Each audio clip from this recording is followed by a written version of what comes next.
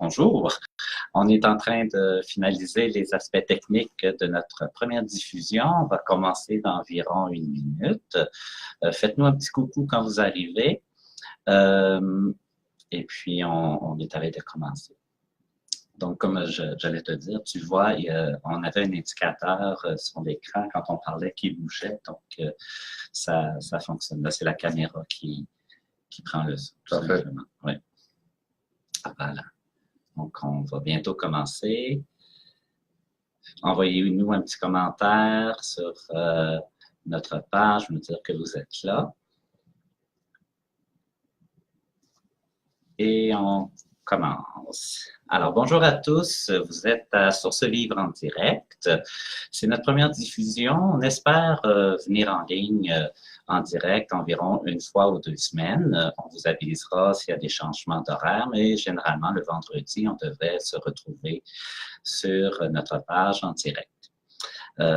Source Vive, pour ceux qui ne connaissent pas, c'est une ressource familiale qui offre de l'accompagnement pour les couples, pour les individus, pour les personnes, touchant toutes les problématiques que vous pourriez rencontrer, que ce soit pour l'éducation des enfants, que ce soit au niveau de la relation de couple, des problèmes liés à des enjeux qui sont plus personnels aussi. On offre un gros programme d'activités familiales, de formation pour les adultes. Donc, je vous invite à consulter notre page web, notre page Facebook. Vous allez avoir l'ensemble de notre programmation. Pour notre premier thème, aujourd'hui, on voudrait s'attarder un peu sur la situation. Bonjour Céline. On voudrait s'attarder sur la condition masculine en lien avec les ressources communautaires. Et pour l'occasion, j'ai décidé d'inviter la Maison Oxygène qui vont venir nous présenter leurs ressources. Puis à travers ce qu'ils vont nous dire, on va explorer qu'est-ce qui arrive pour les hommes actuellement, comment ils vont les hommes dans notre société. Donc, je vous présente Simon, qui est président du conseil d'administration de la Maison Oxygène. Alors, bonjour. On casse la glace de vos Facebook Live. On est très contents de ça. C'est un honneur pour nous. Bien, c'est un honneur de vous recevoir. Et Noémie. Oui, bonjour, coordonnatrice de MOVA, Maison Oxygène vers l'autonomie. Contente d'être là pour la première. C'est le fun. Bien, merci. Merci d'avoir accepté l'invitation. C'est très apprécié. Je commencerai avec toi, Simon. Ça vient d'où? La Maison Oxygène. Écoutez, la Maison Oxygène, le réseau des Maisons Oxygène est né il y a quelques années, mais la première Maison Oxygène date… 1989 à Montréal. Merci pour les précisions. 1989 à Montréal. Ça a fait son petit bonhomme de chemin. Il y en a un peu partout au Québec maintenant. Mais plus précisément à Québec, les premiers balbutiements au début 2010, 11, 12, 13, peut-être plus 2013, où 2 intervenants et une intervenante de terrain, on avait un travailleur de rue et 2 travailleurs sociaux qui voyaient le besoin d'hébergement pour les pères. Alors, des ressources d'hébergement pour les femmes, des ressources d'hébergement pour les mères avec leurs enfants, ça existait. Des ressources d'hébergement pour les hommes, ça existait. Mais oups, un petit trou de service lorsqu'on avait besoin d'une ressource d'hébergement pour les pères qui avaient la garde exclusive ou partielle de leur enfant. Alors, la mèche, si on veut, s'est allumée là parce qu'il y avait une impossibilité de référer ces ressources-là, excusez-moi, cette clientèle-là vers des ressources appropriées. Alors, ces 3 personnes-là ont évalué le besoin et ont fait des démarches avec les organismes existants à Québec. Mais là, bon, question de conjoncture, peut-être question de moyens financiers aussi. Il n'y a pas d'organisme déjà établi qui a levé la main pour dire, ben, moi, je vais prendre sous mon aile ce projet-là et essayer de développer une ressource d'hébergement. Alors, ils ont créé un organisme de toutes pièces exclusivement dédié à l'hébergement pour les hommes et sur le créneau, sur le label, si on veut, Maison Oxygène. Et incorporation, le travail du conseil d'administration, l'équipe bénévole quand même, là, qui ont dû monter de toutes pièces l'organisation. Puis c'est en 2017 qu'on a embauché notre premier employé. En fait, on a eu une agent de développement avant Noémie qui a travaillé à raison de 10 heures par semaine pour un petit peu vérifier le terrain, rencontrer des partenaires communautaires. On voulait faire ça de la bonne façon en établissant un bon partenariat au début. Et puis voilà, par la suite, on a été chanceux. Écoutez, l'argent, c'est souvent le nerf de la guerre. Pour développer des ressources comme ça, il y avait peut-être de la volonté politique, mais c'est un petit peu intangible. Il y a eu le plan d'action santé bien-être des hommes qui a été déposé, le premier de l'histoire du Québec, où il y avait des moyens financiers qui sont venus appuyer le travail de différentes organisations, mais entre autres des maisons d'hygiène. Et nous, à Québec, bien, on a eu notre part du gâteau. Alors, c'est ce qui a permis vraiment d'être le tremplin, si on veut, pour engager une agence de développement à temps plein ou presque, 28 heures semaine au début. C'est du temps plein, ça. Oui. Et après 7-8 mois de travail, ben, on ouvrait la ressource. Alors, on est bien content aujourd'hui, c'est chose faite. Donc, ça fait déjà un certain nombre d'années que vous êtes sur le conseil d'administration, que vous travaillez sur le dossier. Exact. Moi, ça fait bientôt 4 ans que je suis impliqué au conseil d'administration, les 3 dernières années comme président. Et écoutez, moi, j'ai rencontré dans des conférences sur les hommes, j'ai rencontré une administratrice, en fait, la vice-présidente du conseil d'administration. C'est celle qui est impliquée depuis le plus longtemps. Exact. La doyenne sur notre conseil d'administration depuis pas les débuts, mais presque, et qui s'est présentée comme étant sur le conseil d'administration de la future maison d'hygiène de Québec. Et ben moi, je me cherchais une implication, mais j'avais le goût de m'impliquer dans une cause qui me tenait à cœur. Le concept des maisons d'hygiène m'avait passablement séduit.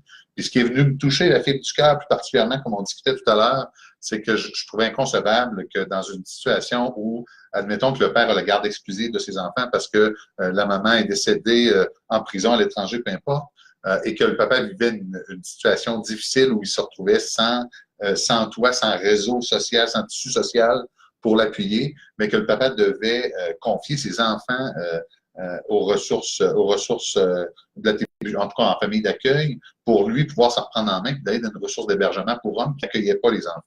Alors moi, je me dis, ça n'a pas de bon sens, peu importe ce que ton père vit, ton papa, c'est ton héros quand tu es en jeune âge. Alors, ça a été vraiment moi, mon leitmotiv du début. J'ai dit, hey, voilà dans quoi j'aimerais m'impliquer. Et ben, ça fait son petit bonhomme de chemin. Depuis, on s'implique avec notre tête, mais avec notre cœur aussi. Oui, ben c'est nécessaire communautaire, ça ne peut pas faire autrement. Ça prend des passionnés. Un CA très, très impliqué, là. Comment ça se passe, Noémie? Les hommes que vous rencontrez, ils arrivent dans quelle situation, dans quel état? Il y a tellement de situations possibles qu'on ne pourrait pas toutes les énumérer, mais souvent, ça va partir d'une rupture. La majeure partie des papas qui arrivent chez nous, c'est à la suite d'une rupture. Donc, c'est soit le papa qui avait, ça nous est arrivé, un papa qui avait la garde complète, ça peut être un papa qui, c'est une semaine sur 2, une fin de semaine sur 2. Au début, quand ils arrivent dans la ressource, bien, premièrement, sont un peu intrigués, eux autres aussi, parce que des ressources adaptées juste aux hommes, il n'y en a pas des millions. Des ressources adaptées au papa hébergement. Fait on dirait qu'ils viennent voir de quoi ça a l'air. Puis après ça, un coup qu'ils sont rendus sur place, l'état dans lequel ils sont, souvent au départ, ils vont être un peu déstabilisés parce que c'est un gros tourbillon qui arrive dans leur vie, la séparation. Puis là, OK, on sort du milieu, puis là, les enfants se retrouvent, c'est un peu déstabilisant. Mais quelques jours après, on se rend compte, là, les papas, ben ça me fait du bien, ça fait longtemps que j'ai pas dormi bien. Tu sais, quand tu sors du climat de tension, quand il y a des... Ça faisait longtemps que je n'avais pas bien dormi comme ça. Puis là, ils se rendent compte que les enfants sont contents de nous voir, que les enfants sont bien dans la ressource, que la ressource est vraiment... La ressource et les membres du personnel, c'est vraiment adapté à leur réalité, à ce qu'ils vivent. C'est vraiment pour les papas et les enfants. Mais il y a des papas qui vont nous arriver... ils vont être fâchés, ils vont être dépassés, ils vont... tu sais, c'est sûr qu'il y a beaucoup d'émotions mélangées. Des fois, ça va être un sentiment d'échec parce que là, ils ont vraiment essayé de garder la famille. Mais je dirais qu'ils sont surtout soulagés d'avoir un endroit où ils n'ont pas peur d'amener leur enfant. Ils savent, puis même les mamans, là, mettons, qui auraient des doutes là, sur les lieux, peuvent venir voir l'organisme parce que c'est rassurant aussi pour les mamans de voir où les enfants vont être, vont faire dodo avec papa, puis comment ils sont installés, tout ça. Fait que les papas, ça les rassure parce qu'ils disent, ben, n'importe qui vient ici va savoir que c'est correct, que les enfants sont bien, qu'il n'y a pas de danger, que tout est... Fait que nos papas qui arrivent sont quand même autonomes et fonctionnels. Oui. Parce que tu peux avoir un papa, s'il arrive et est complètement déstabilisé en crise, ben ça mettrait la sécurité des enfants, l'hébergement des autres papas, puis ça mettrait le climat de la ressource aussi. Donc, c'est vraiment important, s'il y a des problématiques de dépendance, de santé mentale, il ne sera pas admis en hébergement si ces problématiques-là ne sont pas gérées. Mais on ne les abandonne pas, on ne fait pas comme bon, ben c'est bon, t'es pas admissible, ok, bye. Là. On va prendre le temps d'accompagner ces papas-là. Quand on parle d'accompagner, c'est ce que j'ai tantôt, c'est Sébastien qui fait l'accompagnement. Il peut aller jusque dans le stationnement, jusque dans la salle d'attente, jusque dans le bureau du professionnel, peu importe si c'est un médecin, le DPJ, un avocat, un autre centre de ressources d'aide pour hommes. S'il n'est pas éligible à nos services, on va le rediriger vers un autre centre d'hébergement, un autre service. Mais Sébastien fait vraiment l'accompagnement jusqu'où le papa nomme qui veut avoir cet accompagnement. Nomme ses besoins. C'est ça. Donc, c'est pas juste de l'hébergement, c'est aussi un accompagnement. Oui, c'est vraiment hébergement, accompagnement. D'accord. Le papa arrive, qu'est-ce qui se passe? Comment vous allez l'accueillir? Comment ça s'installe? Mais si on part du tout début, il va y avoir une référence. Donc, ça va être le papa qui va nous appeler ou un intervenant ou des fois, ça va être un membre de la famille qui va appeler pour dire donc, à partir de ce moment-là, on dit est-ce que vous pouvez dire au papa qui nous appelle ou est-ce que vous pouvez accompagner le papa? Fait que là, on va donner un rendez-vous, mais souvent, il y a une entrevue téléphonique. Le papa, il appelle, on discute avec lui, tout ça, puis on lui offre de venir nous rencontrer. Fait que là, il y a une rencontre.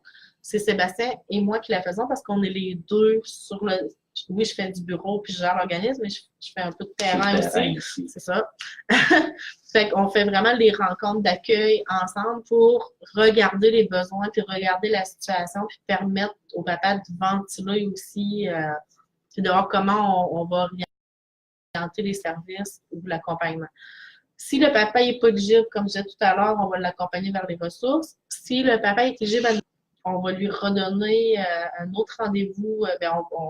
On va dire qu'on en discute. Il faut en discuter. Il faut vraiment voir tous les aspects de s'il est vraiment éligible sans mettre en danger rien du tout.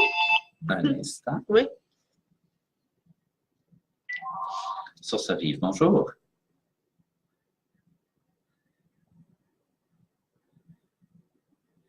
Je vais prendre vos coordonnées, madame. Vous êtes? Oui. Oui.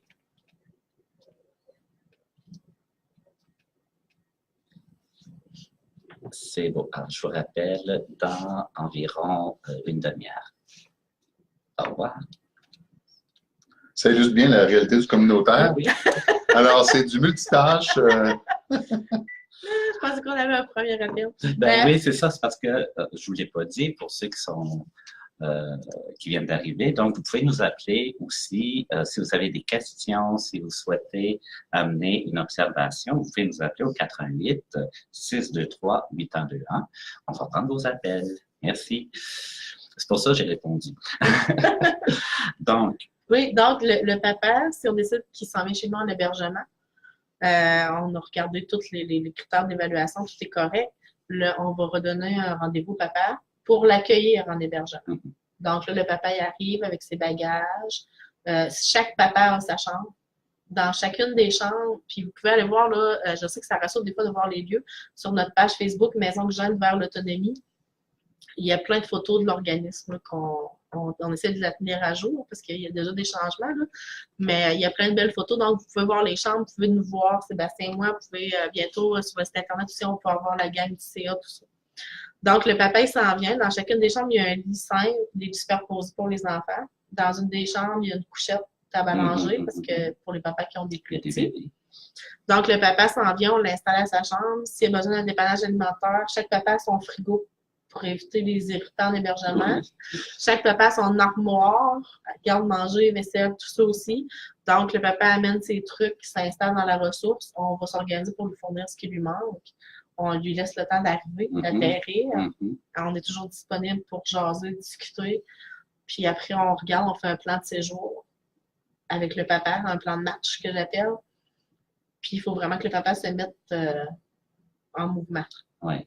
C'est pas un service d'hébergement hôtel, c'est vraiment un service d'hébergement où le papa qui vient chez nous, c'est parce qu'il veut se mettre en action, c'est parce qu'il y a des choses à faire, mais comme on dit, on lui laisse le temps d'arriver, on lui laisse le temps de gérer tout ça, de s'installer, de prendre le temps de réaliser ce qui arrive, de ventiler.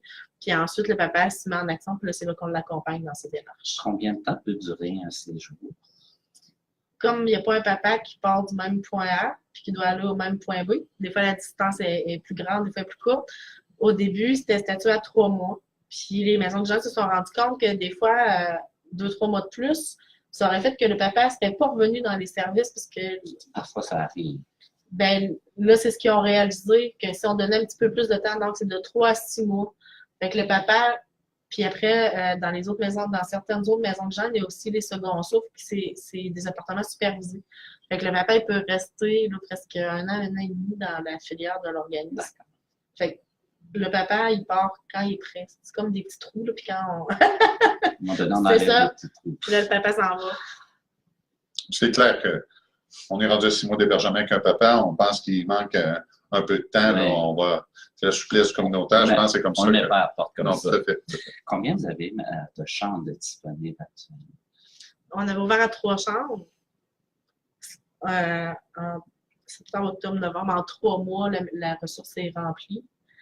Donc, on a décidé de prendre le salon, de le descendre au sol dans la salle familiale et de refaire une 4e chambre. Il y avait déjà une liste d'attente en janvier, donc il y a un papa qui est rentré dedans il y a 2 semaines. C'est tout nouveau, la 4e chambre. Donc, on est rendu à 4 chambres présentement. Et vous avez encore des papas en attente? Présentement, on aurait 2 papas en attente. Donc, il y aurait possibilité d'accueillir plus si vous aviez plus de place. Ben oui, on essaie de se fier un peu à la demande, puis on se fie un peu aux autres maisons de gens, parce que tantôt, il y en a quand même une quinzaine à travers la province. Là.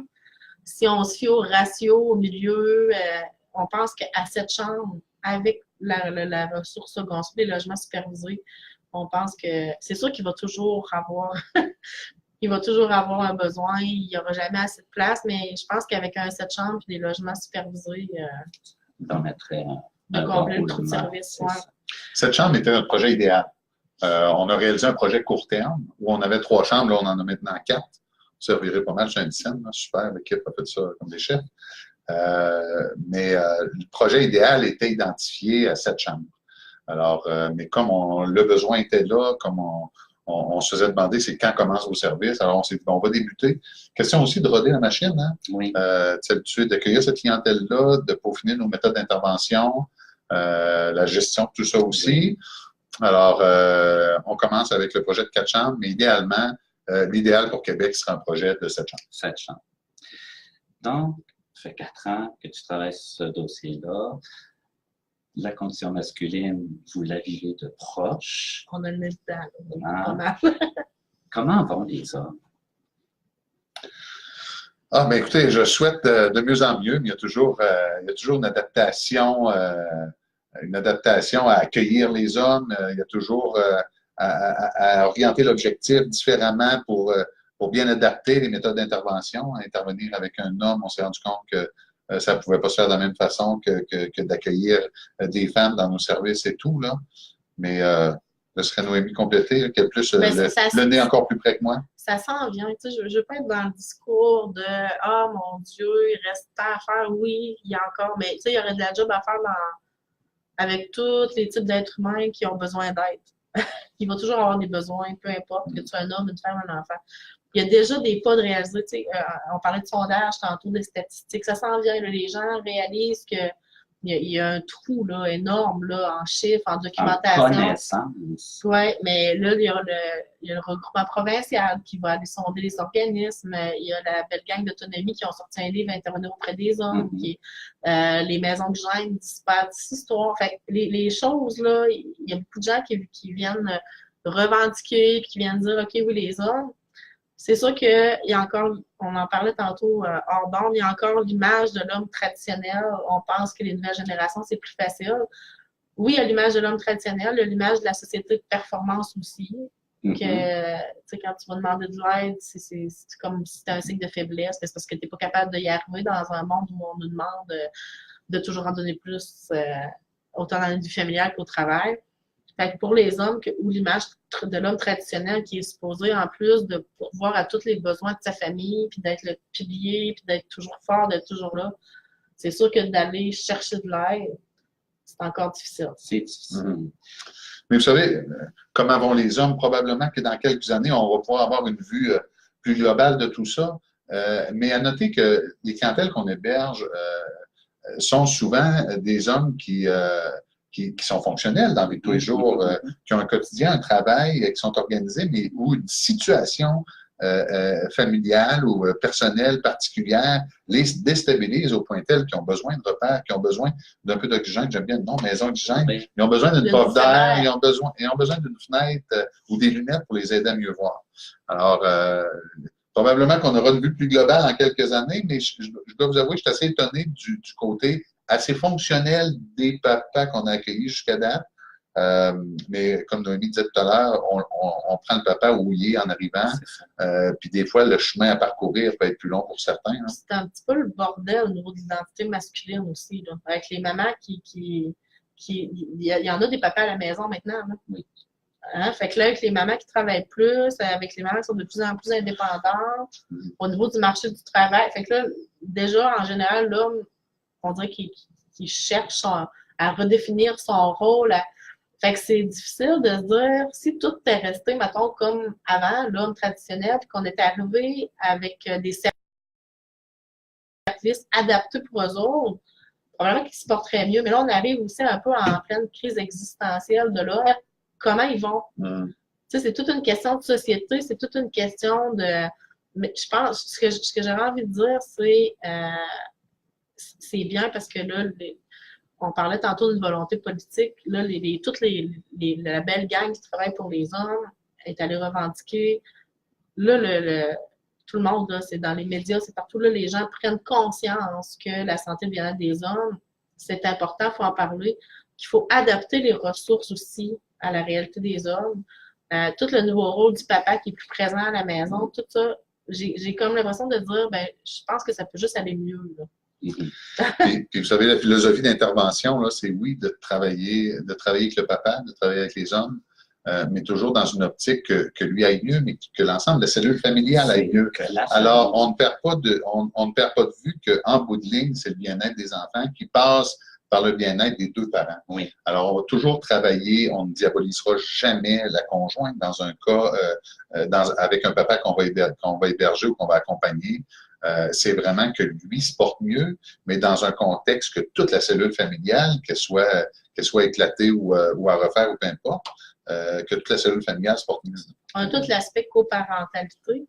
Puis l'autre chose aussi, tu sais, quand ça va aller de mieux en mieux, même maintenant, là, on est en partenariat avec des centres d'hébergement pour femmes parce qu'ils communiquent avec nous pour nous dire, ben on sait qu'ils font partie de la solution. Tu as fait un enfant, là, je veux dire, l'enfant s'est fait à deux, fait que tu vas toujours avec le papa, ça va. Même si tu te sépares, tu restes un parent. Fait que c'est ça, même les organismes pour femmes, les centres d'hébergement pour femmes nous approchent pour dire, ben nous autres, on veut travailler en collaboration avec vous autres parce que on se soucie du papa. Si l'enfant sait que le papa il a une place pour aller le voir, fait il y a toute cette ouverture-là, ce changement-là qui est en train de se faire aussi.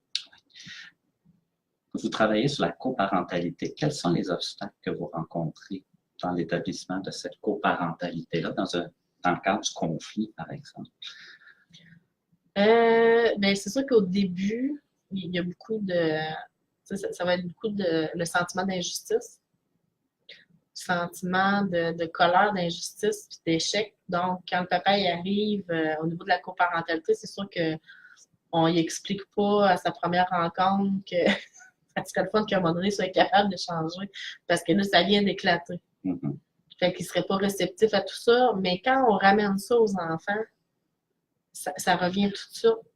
C'est tout le temps, tu sais, nous, on va ramener, ben oui, là, il y a un homme et une femme que ça ne fonctionne plus. Oui, là, il y a plein de questions. On parlait d'injustice tantôt, on parlait d'hommes, les services adaptés, tout ça. Il va y avoir une grosse job à faire au niveau des pensions alimentaires, puis tout le système de garde partagée, tout ça, là, avec les nouvelles études qui prouvent que oui, le papa il est super important aussi, puis c'est tout 50-50. Fait qu'il arrive avec un sentiment, on dirait qu'ils se disent déjà, ben le système est pas adapté aux réalités d'aujourd'hui. ils n'ont pas tort. Mais ils arrivent aussi avec, c'est ça, ce sentiment-là. Puis nous, on ramène à l'enfant, fait qu'on dit, ouais, on comprend, mais c'est sa maman. Ouais. Comme si une maman, ben maintenant, les personnes qui vont intervenir auprès des femmes vont dire, ben oui, tu comprends que ça ne fonctionne plus, mais c'est son papa. Ça va être ça pour la vie. Tu vois? À moins qu'il y ait un danger grave, qu'il y ait quelque chose tu sais, qui ne fonctionne vraiment pas. Fait qu'on ramène ça au niveau de la coparentalité. Puis je vous dirais que ça les soulage, puis que ça finit par quand même assez bien passer, à moins qu'il y ait une problématique, comme on dit, des fois c'est la maman qui a une problématique de santé mentale, des fois, fait qu'à moins qu'il y ait quelque chose qui soit pas gérable, là, c'est plus compliqué, on reste, c'est ça. Mais sinon, ça se passe vraiment bien, puis les mamans, comme je disais, ils peuvent venir voir. Quand on va avoir une présence, là, le financement, tout ça, on va aller en recherche de financement beaucoup plus actif là, dans les prochaines semaines. Ben, la maman, quand ils vont avoir une présence, parce que les mamans peuvent venir jusqu'à nous, on est sur place, mais ils vont même pouvoir venir, à un moment donné, ils ont besoin de discuter, ben, la maman peut venir souper, là. Peut venir manger avec les enfants, peut venir... c'est vraiment prôné, là. Favoriser le contact pour que la coparentalité s'installe et fonctionne. Exact. Quand on garde le focus sur l'ultime but de l'intervention de l'accompagnement, qui est le bien-être des enfants, souvent il y a une baisse de tension. Oui, oui, tout à fait. Alors il faut le rappeler, il faut le répéter, de garder le focus là-dessus, puis ça nous ressemble vers l'essentiel, que ce soit pour nous de façon individuelle ou dans le cadre du travail qu'on fait à Maison de l'hygiène. Ben surtout, ça marche à tout coup. Surtout chez nous, que le papa, s'il vient en hébergement il pourrait aller dans un centre d'hébergement homme. S'il vient chez nous, c'est parce qu'il veut préserver, consolider ou recréer ce lien-là avec ses enfants. Fait en le ramenant à ça... c'est facilitant. Sur les enfants, on revient à l'essentiel. C'est ça. Oui. C'est magique, les enfants. Comment on rejoint votre ressource? On vous trouve comment? On nous trouve sur le site Internet de Maison d'hygiène Québec. On nous retrouve sur la page Facebook Maison d'hygiène vers l'autonomie, par le 2 en 1, bientôt par le 8 en 1. Les différentes ressources, là, on s'est fait connaître beaucoup, ça s'en vient, là, par téléphone, 418-929-6682. Présentement, il y a des gens qui nous écrivent par courriel via le site Internet, il y a des gens qui nous écrivent par Messenger, même sur notre page Facebook, il y a des gens qui nous appellent. Présentement, on est là du lundi au vendredi, environ de 8h30 à 17h. On espère qu'un jour, on puisse faire des accueils le soir, la fin de semaine aussi, là. Mais c'est ça. Fait que pour le moment, c'est comme ça qu'on peut nous rejoindre. D'accord. Est-ce qu'il y a des questions? On a Sandrine qui est là, Marie-Paul, Céline. Est-ce que vous avez des questions que vous aimeriez poser?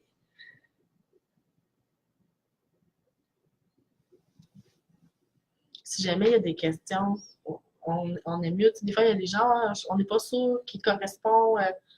Prenez pas de chance, appelez-nous. Appelez à l'organisme. On va vous répondre. Puis si jamais on n'est pas la bonne ressource, on va vous référer vers la bonne ressource. Vers une autre ressource. Ben, merci d'être venu à notre première diffusion. On est très heureux que vous ayez accepté. Plaisir. Et puis, nous, on va bientôt terminer. J'inviterais, s'il y a des hommes qui tombent sur cette capsule, de communiquer avec nous parce que nous, on a le goût de vous entendre. On a le goût d'entendre comment on peut vous rejoindre. Comment on peut trouver le meilleur moyen de vous supporter, de vous aider. On veut partir des groupes de soutien. On veut découvrir et développer une approche qui vous rejoigne, tout simplement. Et qu'on puisse diffuser nos découvertes qu'on ferait avec vous vers les autres organismes qui travaillent également autour des hommes et de la famille. Voilà. Donc, vous pouvez nous rejoindre à tout moment, nous laisser un message au 418-623-8121 et puis nous laisser des messages sur notre page Facebook également. On vous retourne les messages le plus rapidement possible. Voilà. Alors, je vous souhaite une bonne fin de journée, une bonne fin de semaine et puis on se dit à dans 2 semaines. Au revoir.